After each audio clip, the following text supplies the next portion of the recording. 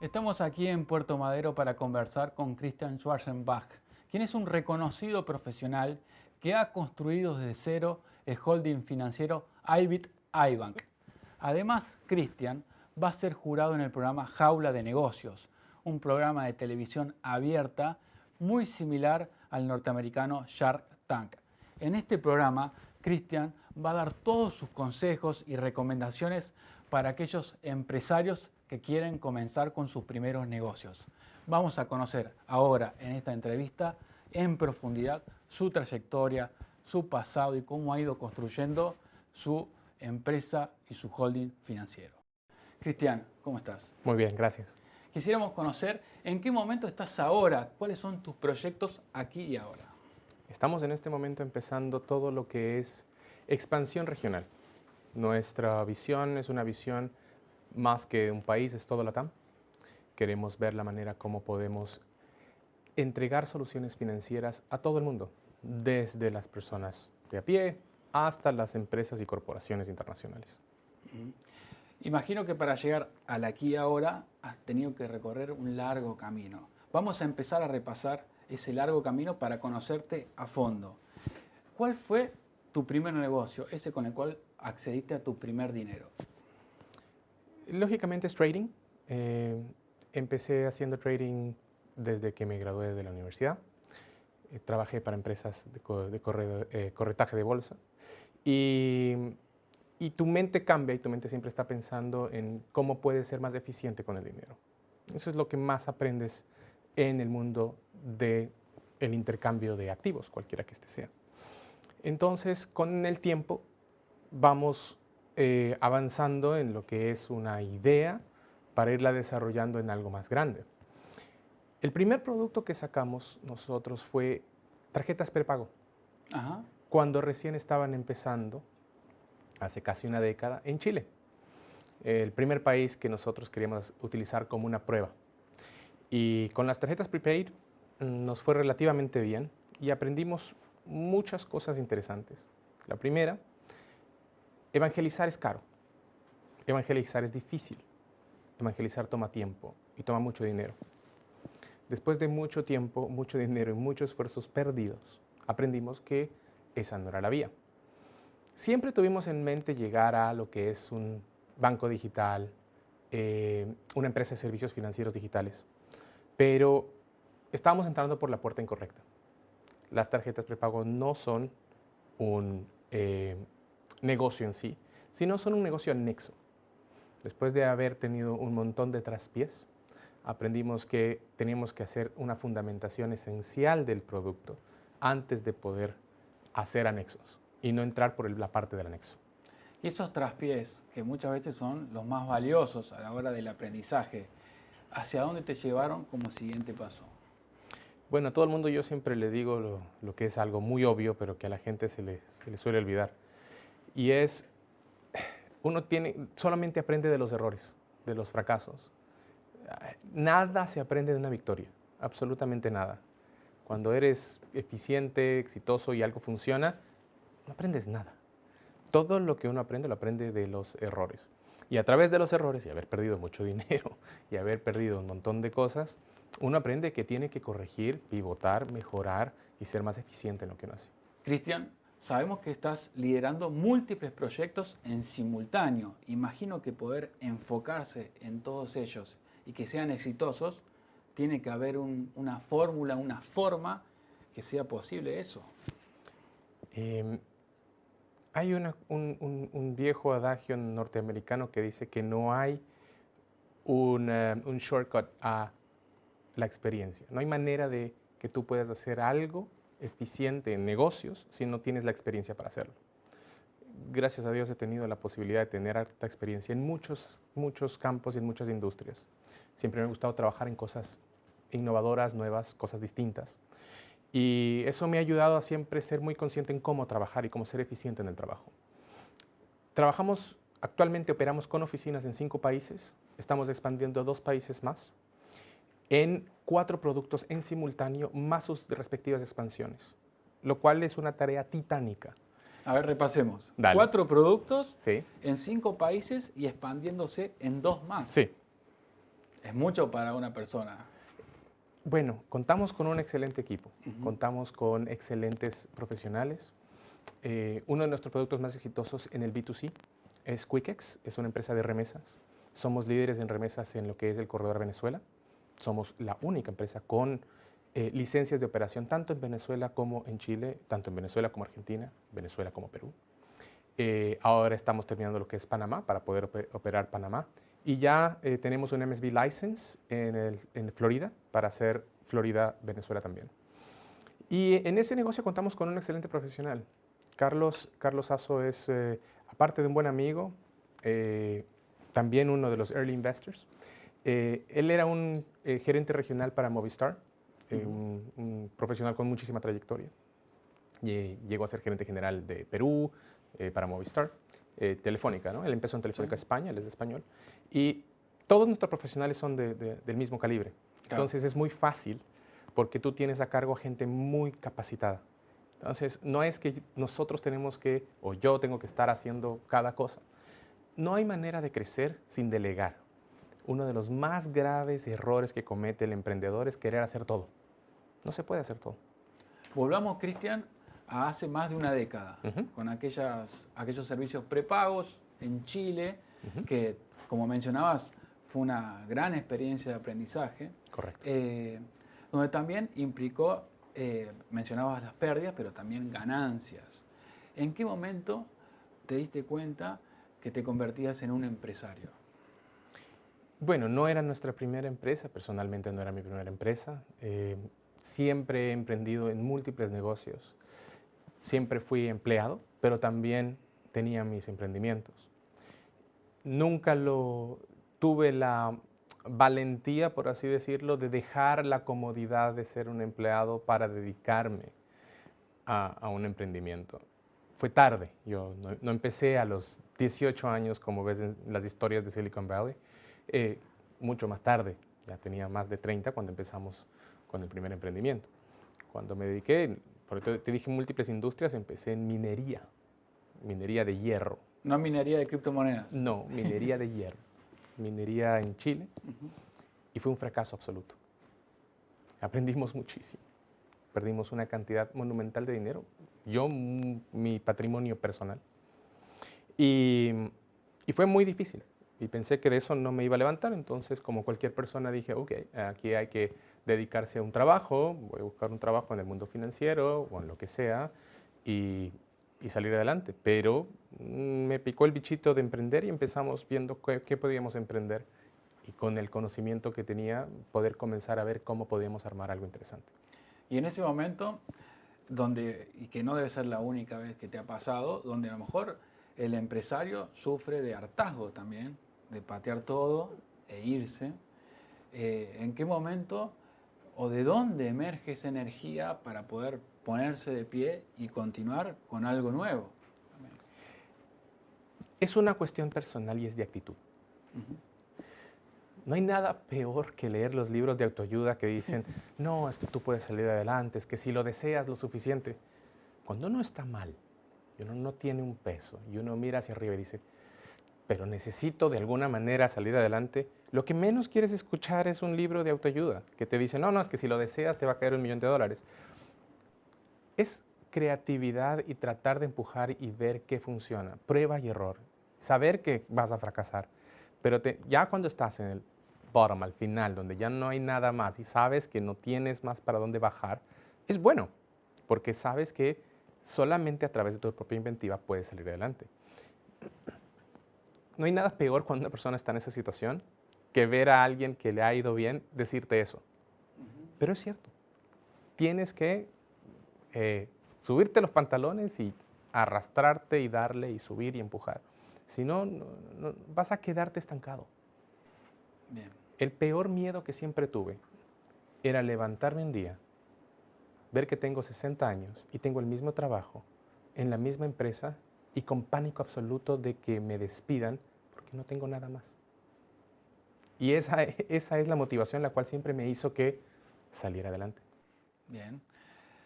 Luego de Chile, donde mencionaste tus inicios, tu ponerte de pie nuevamente, ¿qué siguió después?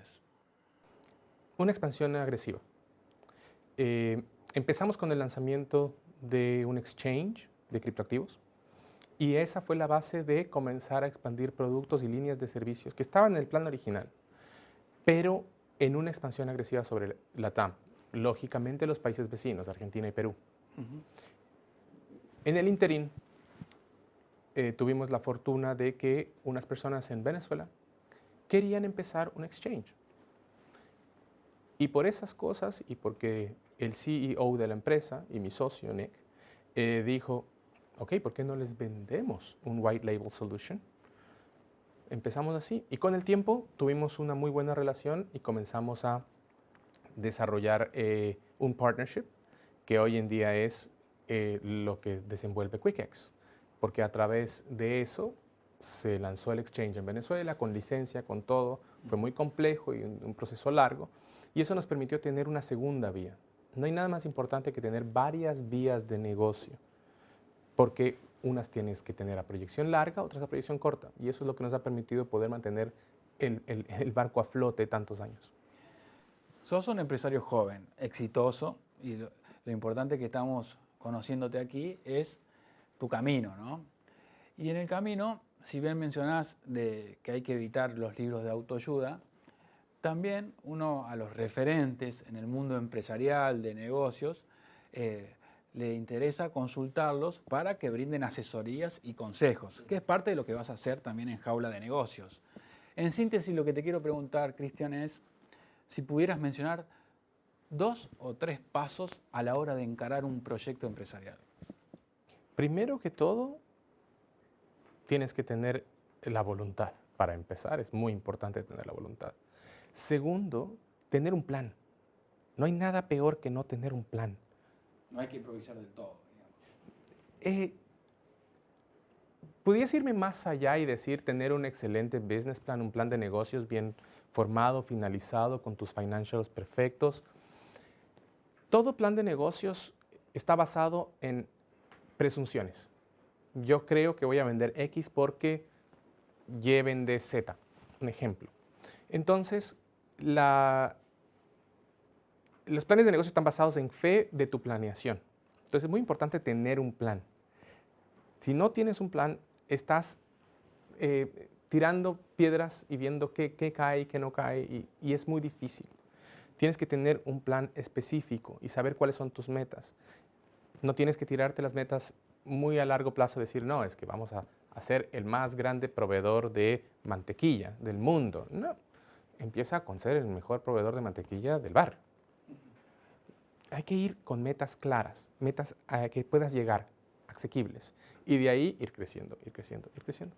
Y un plan riguroso, pero flexible al mismo tiempo, donde el contexto también influye, que pueda llevarte a tener esa flexibilidad de cambiarlo en el camino. Por supuesto, uno tiene que ser ligero de pies, al punto de que hay un término que se llama pivot en Estados Unidos. Cuando tú dices que tienes que pivotar tu negocio, es porque tienes que ser ligero de pies, tienes que moverte rápido, porque quizás tu negocio no está yendo en la dirección que debiese. Porque a lo mejor el exchange de cripto hace un tiempo era una idea sumamente alocada y hoy es una realidad que sin duda se percibe en este momento. Es un excelente parangón. El exchange no es un negocio. Nosotros pensábamos que con el boom, el primer boom de las criptomonedas en el 2017, iba a haber muchísima adopción y la gente iba a estar operando en nuestro exchange, y íbamos a estar moviendo volúmenes impresionantes. Nada de eso pasó. Lo que hicimos fue comenzar a licenciar tecnología financiera. Así empezamos, como una idea. El exchange siguió operando. Nosotros somos un Bittrex Partner Exchange. Es decir, nosotros tenemos la liquidez y el movimiento de Bittrex, que es uno de los exchanges más grandes de Estados Unidos.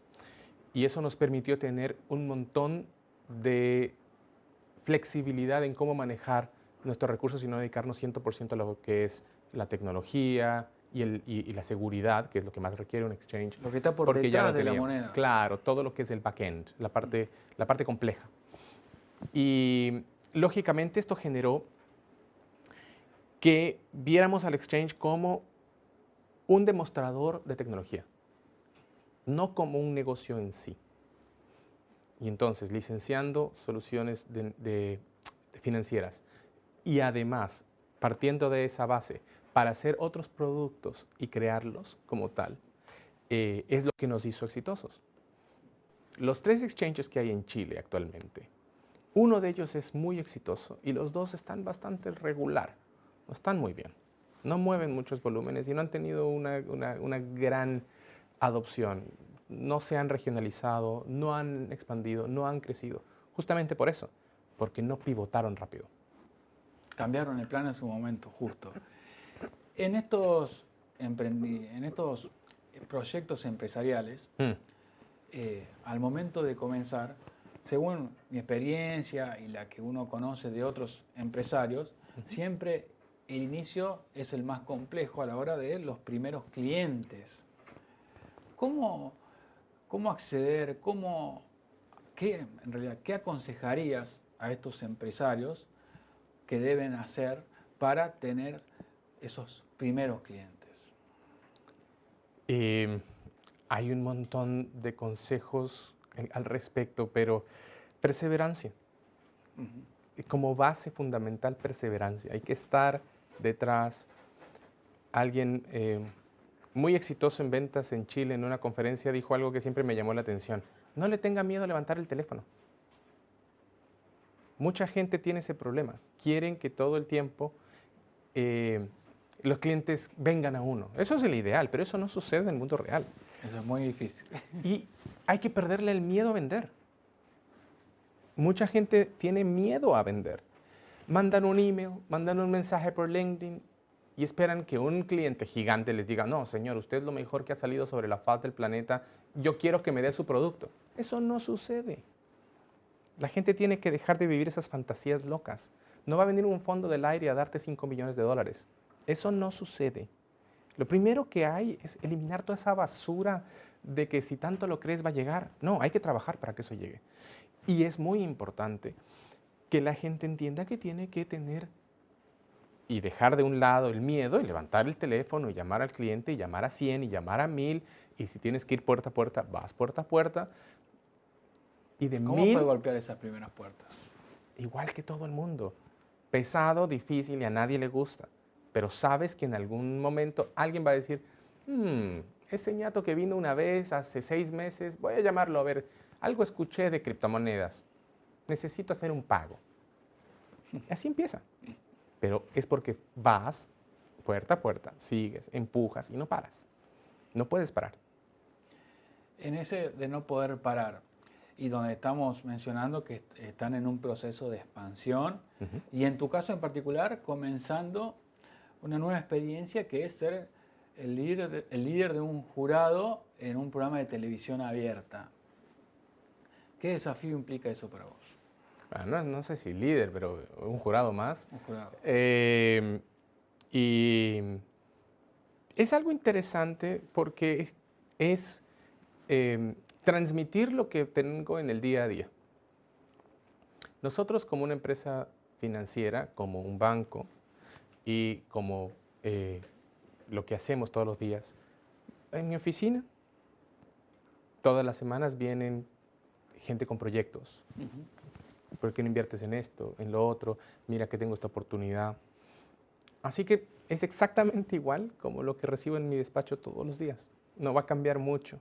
Va a haber va a ser más variado, es decir, van a haber gentes de unos rubros que yo no veo en mi día a día. Usualmente la gente que viene a mi oficina es gente del mundo financiero, del mundo cripto, del mundo tecnológico, pero por ejemplo hay emprendimientos de jardinería, emprendimientos de alimentación, que no los conozco, no son mis industrias, pero la mecánica siempre va a ser la misma. La gente que va a un programa como Jaula es gente que está buscando vender su producto mejor, está buscando crecer, está buscando inversión, está buscando socios estratégicos. Y eso es lo mismo que sucede en mi día a día. Y en esto de que un empresario tiene que crecer, ¿no? Ujú. Crecer con su propio dinero, ¿alcanza o hay que salir a buscar inversiones? Hay puntos y escalas. Un hombre muy inteligente y el cual sí es un referente para mí, que es Warren Buffett, decía que la manera más inteligente de poder crecer tu portafolio es utilizando el dinero de alguien más. Y además tiene una ventaja, te permite ser desapasionado sobre el dinero.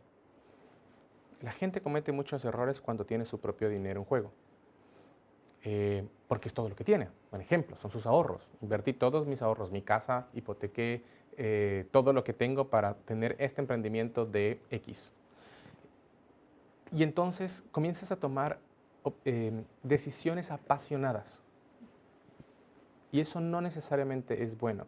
Ahora, no existe manera de que tú puedas tener un negocio si no tienes algún tipo de inversión personal, es decir, tu propio dinero, el dinero de tus padres, de tus tíos, de tus amigos, porque lógicamente tienes que empezar de algún lado y eres responsable sobre el dinero, ya sea tuyo o de terceros. Y en este marco hay muchísimos jóvenes en el mundo startup que están dando sus primeros pasos. Y es un mundo muy competitivo, ¿no? ¿Qué les recomendarías? Las recomendaciones son difíciles. Una leve anécdota, estaba hace un año más o menos, en marzo, en Silicon Valley, con un badge de inversionista en el SG Global 2020. Y era impresionante ver la cantidad de muchachos de India, de Pakistán, de China, de Indonesia, con unos proyectos que eran admirables. Tecnología de inteligencia artificial aplicada, soluciones para procesos industriales. Y eran muchachos extraordinariamente jóvenes y con títulos de tercero y cuarto nivel impresionante, y te presentaban proyectos que quedabas realmente admirado. Y sí hay una gran diferencia. Veías los muchachos latinoamericanos lo que presentaban y eran cosas mucho más básicas, como de primera necesidad. Y los muchachos asiáticos presentaban cosas extraordinariamente sofisticadas. Solución de circuitos integrados en cero gravedad para satélites, cosas pero impresionantes. Muy alejado de nuestra realidad latinoamericana. Pero y no, en Asia no son países ricos. O sea, India es un país en desarrollo, ni mucho menos Indonesia. Estamos hablando de países que tienen las mismas necesidades y realidades, pero la mentalidad es distinta y la manera como atacar un problema es distinto. Y entonces, ¿a qué me voy? El emprendedor en nuestros países tiene ese problema, está tratando de atacar soluciones simples, pero quizás debiese sobresalir un poquito más en cosas de mayor nivel, mayor complejidad. Está bien que haya todo tipo de emprendimientos, pero es importante también especializarse en algo. Vamos ahora a Cristian o Chris, ¿cómo te gusta que te digan? Me es indiferente. Así es. Vamos a preguntas personales. Dale. En este sentido, la primera pregunta que te quiero realizar es la siguiente. ¿Cuál es tu libro favorito? Mi libro favorito es la saga de los Reyes Malditos.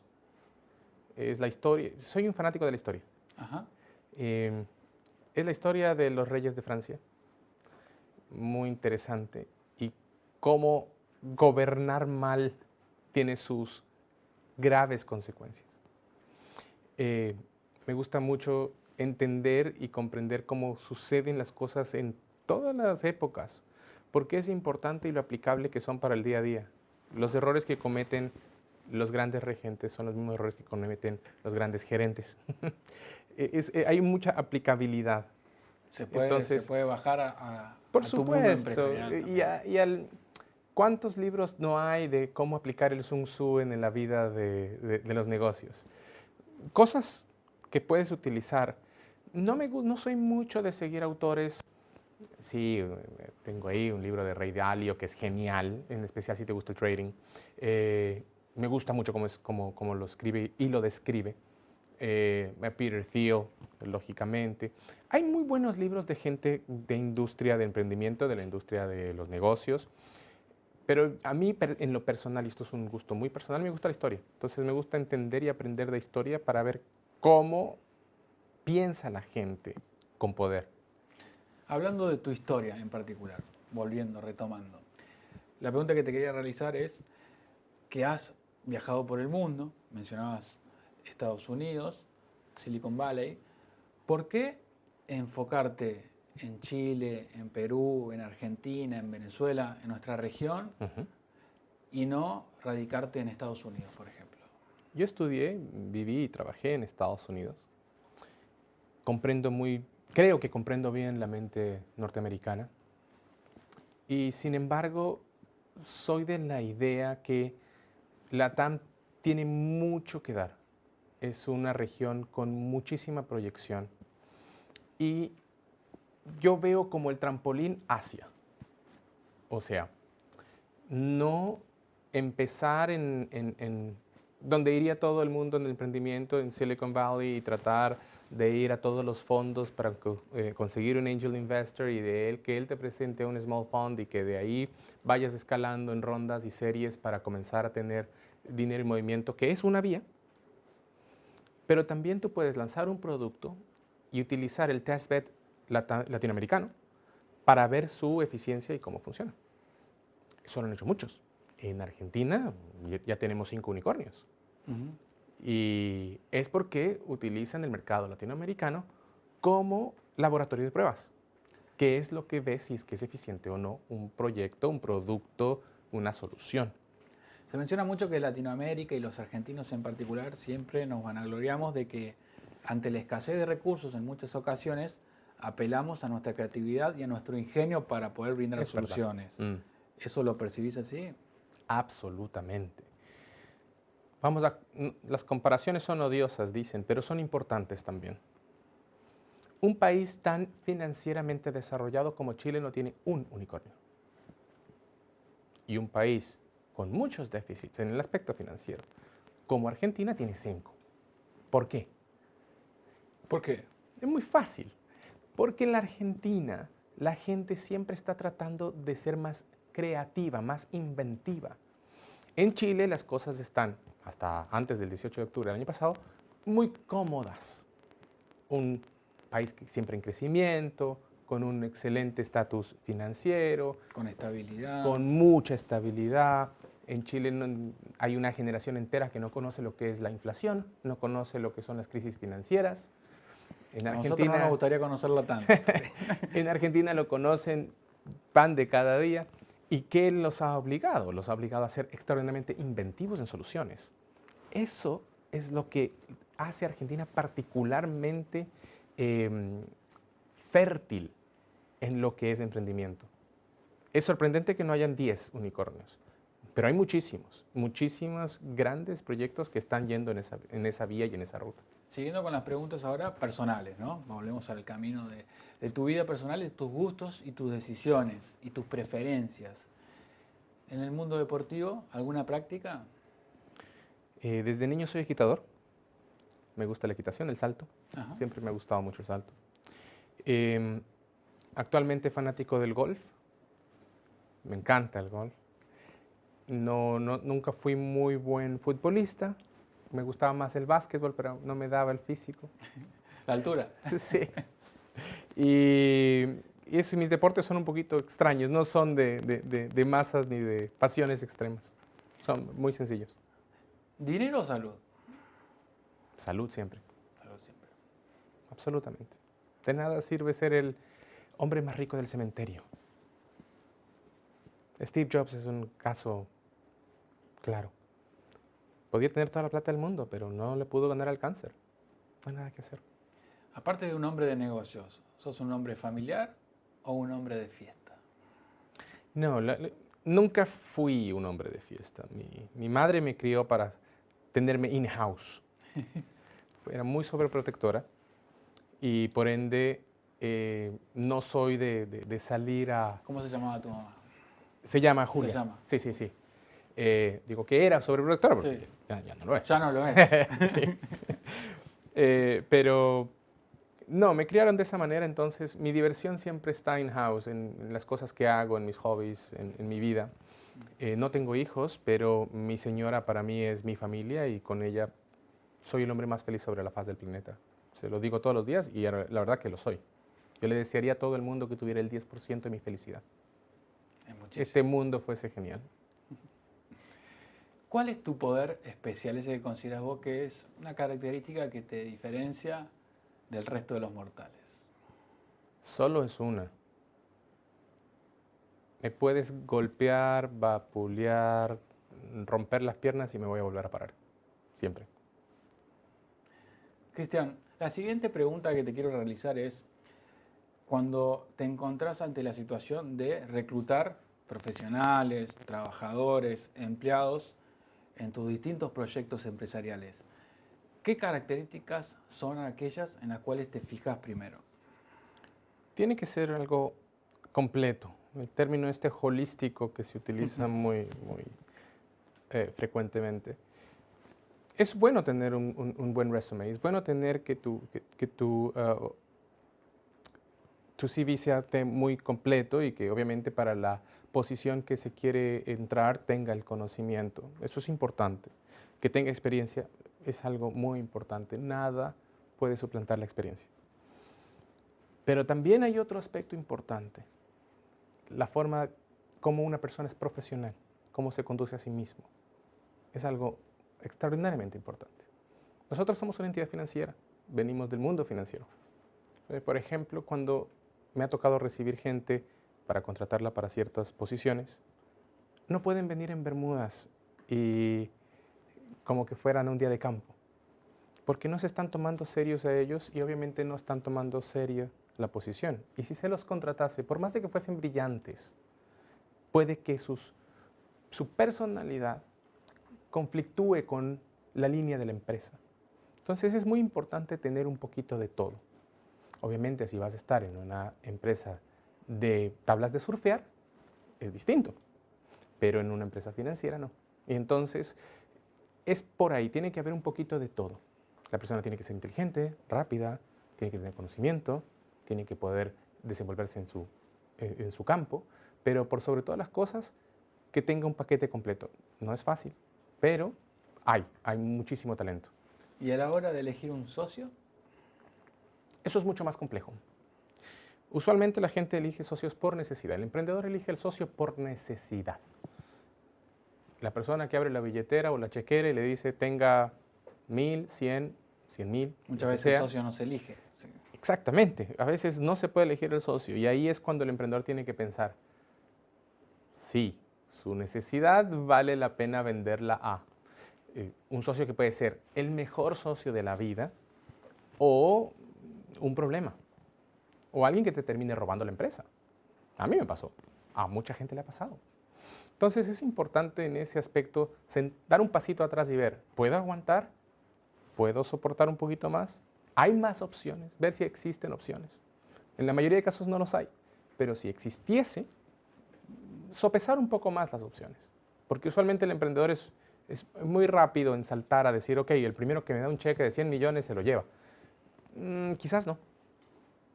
Y si el socio tiene la capacidad de abrirte puertas, que sea más que un socio de dinero, sea un socio estratégico. No es necesario.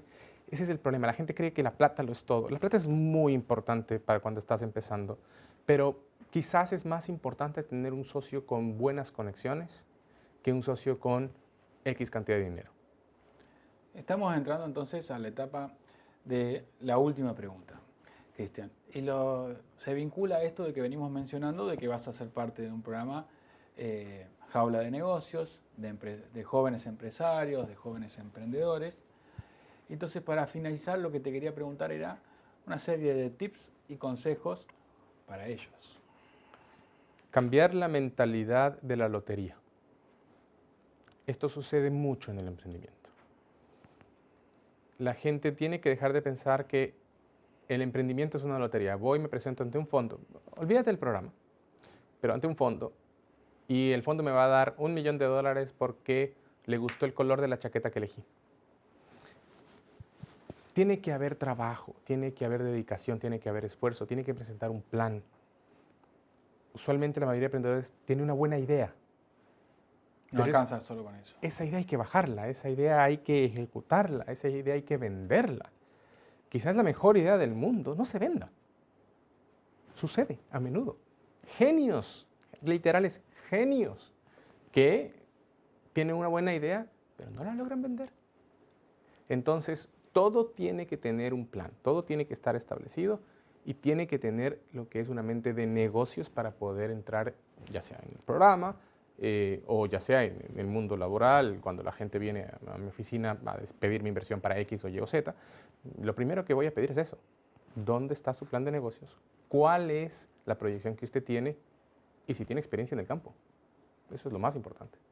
Y cuando llega una buena idea, con un buen plan, ¿cómo lo detectas? Ha habido un par, muy buenas ideas con buenos planes. Lo analizamos, lo revisamos. Si los números son lógicos, presentamos nuestra contrapropuesta. La mayoría de veces han sido positivas y empezamos a operar. Y han sido bastante buenas. Cristian, ha sido un gusto conversar contigo. Gracias, igualmente. Un placer.